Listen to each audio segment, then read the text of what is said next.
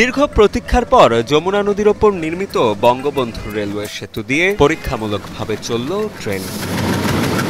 ২৬ November সকালে সেতুর টাঙ্গাইল ও সিরাজগঞ্জ প্রান্ত থেকে একযোগে ট্রেন চালানো হয়। শুরুতে ১০ কিলোমিটার গতিবেগে ট্রেন চালানো হলেও পর্যায়ক্রমে গতি বাড়িয়ে ৪০ কিলোমিটার গতিতে ট্রেন চালিয়েও পরীক্ষা করা হয়। বেসিক্যালি এই প্রজেক্টটা আমরা খুবই চ্যালেঞ্জিং একটা মোমেন্ট থেকে শুরু করেছিলাম ২০২০-এর অগস্ট থেকে, এবং তখন করোনাকালীন সময় ছিল।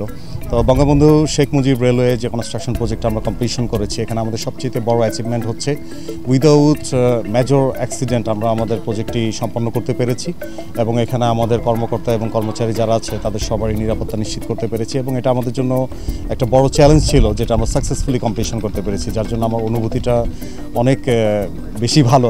যাদের অক্লান্ত পরিশ্রমে পরীক্ষামূলক রেল চলাচলটি সফল হয়েছে, প্রকল্পে কর্মরত সেসব কর্মকর্তা ও কর্মচারীরা জানান তাদের আনন্দ আর উচ্ছ্বাসের কথা।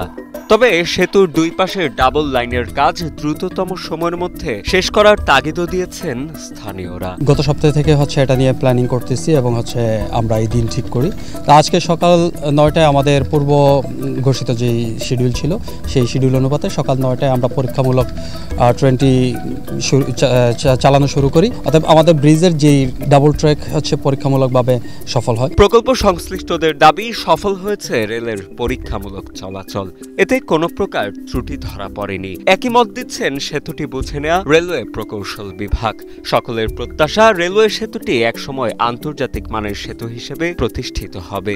রেল লাইন খুবই ভালো মানের হয়েছে, এবং আমরা দুপুর ১:৩০টার পরে আমরা আবার এই ডিফ্লেকশন মেজারমেন্ট নিব। আমাদের ভাইব্রেশন টেস্ট, অসিলেশন টেস্ট সেটি সম্পন্ন হয়েছে এবং সফলভাবে এই পরীক্ষাটি সম্পন্ন হয়েছে, এবং খুবই আপনারা জেনেছেন যে এটা খুবই টলারেবল লিমিট থেকে অনেক কমে এটা ভাইব্রেট করেছে। দ্যাট মিনস আর কি এটা খুবই ভালো একটি ব্রিজ হয়েছে এতক্ষণ পর্যন্ত আমরা বুঝতে পারছি। সবকিছু ঠিকঠাক থাকলে আগামী ২০২৫ সালের জানুয়ারিতে আনুষ্ঠানিক উদ্বোধনের পর বাণিজ্যিক ট্রেন চলাচলের কথা জানান রেল সেতুটির প্রকল্প পরিচালক আল ফাত্তাহ মোহাম্মদ মাসুদুর রহমান। যমুনা নদীর উপর নির্মাণাধীন এই রেল সেতুর অবকাঠামোগত নির্মাণ কাজ অলরেডি সম্পন্ন হয়েছে।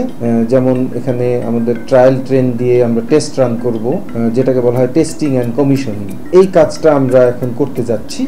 এছাড়া আমাদের এই টেস্ট রানের পরে যে আমাদের government inspector of Bangladesh railway আছে, তার একটা অনুমোদন দরকার কমার্শিয়াল ট্রেন অপারেশনের জন্য, সেটা আমরা নিয়ে নেব। এ সকল প্রক্রিয়া সম্পন্ন করতে আসলে ডিসেম্বরের শেষ নাগাদ লেগে যাবে। মানে মূলত এমব্যাঙ্কমেন্ট থেকে শুরু করে সেতু পুরা সবকিছুরই কাজ শেষ হয়েছে, এবং এগুলো আমাদের টেস্ট অন কমপ্লিশন যেটা, সেগুলো কর্মকাণ্ড এখন চলছে আর কি।